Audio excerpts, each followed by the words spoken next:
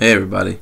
Sorry I haven't been making videos very often. I got no excuse really, except I haven't really been inspired to do anything lately in terms of YouTube videos. But of course, me being depressed, I have some inspiration to do a video. So this will be kind of another rambling, depressing video. I'm really sorry I keep making these depression themed videos. But I've just been fighting with depression for the past, I don't know, week, or off and on for the past almost week now.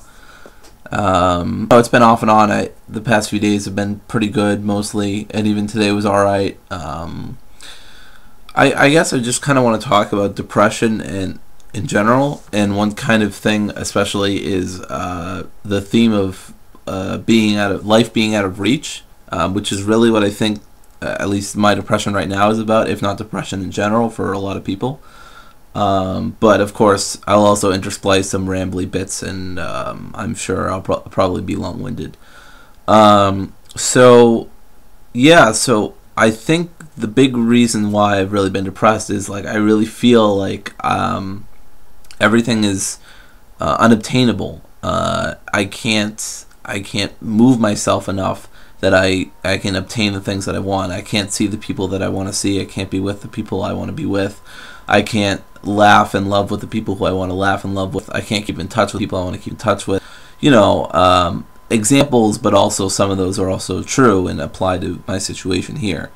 And that demotivates me because it's like I'm putting all this effort into all these relationships and all these goals and ways to get there, and I can't seem to get to any of them in any sufficient manner.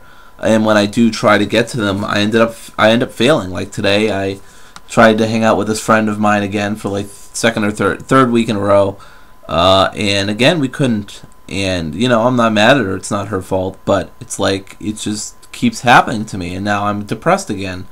And I got demotivated, and I had some other things I wanted to work on. I wanted to keep reading Rothbard's Ethics so I could get more of a handle on what he's talking about. Read some Gates of Freedom, do all this other stuff. But instead, I just kind of like morosely listened to Porcupine Tree and intersplice some comments in a random Skype chat. So I mean, it's just it's a self-fulfilling prophecy of me being demotivated after I don't reach my goals, and then that demotivates me, and that makes me not want to do anything else, which is demotivating. I was in a catch-22 at one point where like I didn't even want to look up how to get motivation. Like sometimes I think twice or three times when I've been demotivated, I literally look up, how do I get motivation? Like literally type it on Google, how do I get motivation? Because I don't know.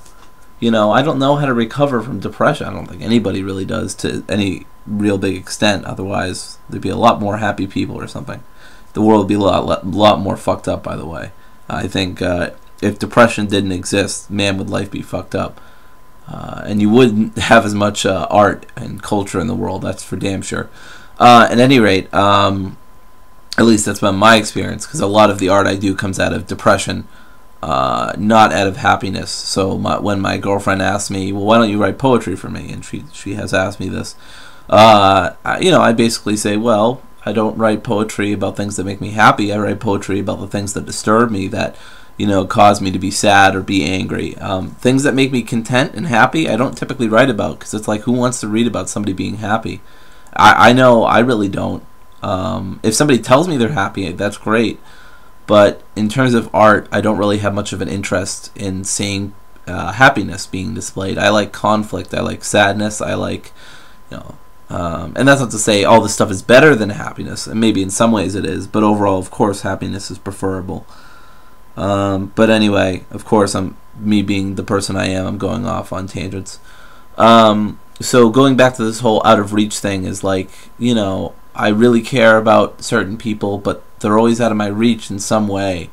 And I don't need it to be perfect. I have certain things that I'd like to see, and when they don't happen, and I put all this effort into it, and they don't happen, I really feel like, well, man, I fucked up, or man, I can't do anything right, or man, this, man, that. Um, and yeah, I don't know how to make it more into my reach. I don't know how to get out of these kind of stupors. You know, eventually I just get out of these depressive stupors through just finding a task to do, putting my mind on it, getting through it, solving it, and feeling a bit better about myself and my self-esteem. Because, like, oh, hey, I can do things.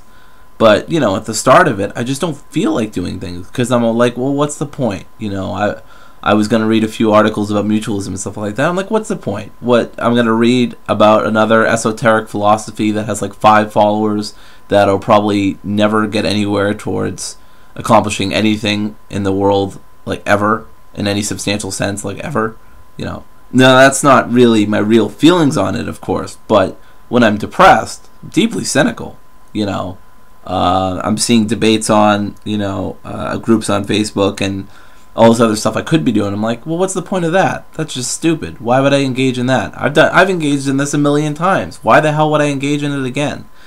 And it's, again, that thing of, you know, any good of those situations being out of my reach. No matter how much effort I put into it, it doesn't seem like anything will really come of it. And when I do put my effort and time into things that, you know, could have some sort of good to them, it's like it doesn't happen because the situations are so complex. All these people who I want to see, who I want to stay in touch with, who I want to talk to, who I want to be with, you know, it's all complicated relationships that I can't, like, seem to have any control over at all. Depression is just about losing contact with reality in the world, like losing any sort of emotional, metaphysical, whatever relation that you have with this world. You know, you feel distant and cold and apart from everything. Everything becomes an object, or even you're an object. You're not moving, you can't move, you're an object, you're not a subject anymore. You completely desubjectivize yourself and objectify yourself as some sort of you know, immovable mass that can never amount to anything in any substantial sense. And everything else around you might as well be the same thing. You know, there are little glimmers of subjects in which you can interact with and might be able to use you towards their own betterment, but then that's not much better because you're still viewing yourself as an object. So getting out of depression means stop objectifying yourself, stop seeing yourself in such a materialistic, deterministic way, and embracing more, at least what I think, is more existentialist kind of feelings of, yes, life is anguish, life is pain, life is sorrow, life is wonderful and beautiful and magical and amazing. It's all these things, and that's great. And if it wasn't all these things, man, I wouldn't want to live if I couldn't be depressed like this and talk like this and be like this. You know, if I couldn't be who I am, basically. If I couldn't interact with the world as a subject, then I wouldn't want to live. If I'm merely just an object that has no real purpose or no real meaning, and I can't create my own meanings, then there's no point to it, of course, because I can't create one, and there's no inherent one, of course, for me. So, and depression takes all that stuff away. It takes all the meanings that we create. It takes all the anguish and pain and suffering that we have, and it puts it right at the center of everything for us. That's all we can see. It's like the opposite of rose-colored glasses, or rose-tinted glasses, or whatever. You know, it's the exact opposite. I don't know what you'd call it. You know, black rose glasses, or I don't know. But yeah, I just go through this. I just have to keep going through depression after depression, off and on, for the past week, because I feel like I can't do anything. I see myself as this object in relation to the rest of the world as an object, and I can't break through from it. And I'm just apart from everything. Nothing is within me. Nothing is really outside me. It's just all some gray, hazy thing that I know but I don't know. It's very confusing, and I don't know how to deal with it. So, of course, I'm going to tell you how I don't know how to deal with it, and then, you know, get like 10 viewers and no responses. So, but I really wanted to vent about this and just get it off my chest. And, you know, it's not the end of the world. You know, most of these things are, of course, first world problems, and I'll break through them. But you know, I think the real thing I want to drive here is that if you, or if I really want to break through this depression, what you or I have to do is stop seeing ourselves as these materialistic, deterministic things or objects that act completely apart from everything else in isolation or in some sort of atomistic way from the rest of the world, and see ourselves completely intertwining with the rest of the world in some sort of mutualistic, reciprocal form in which, you know, we can only get as much as we give. And of course that's not always going to be true. Sometimes, like when I've given a lot in these relations that I'm talking about, you know,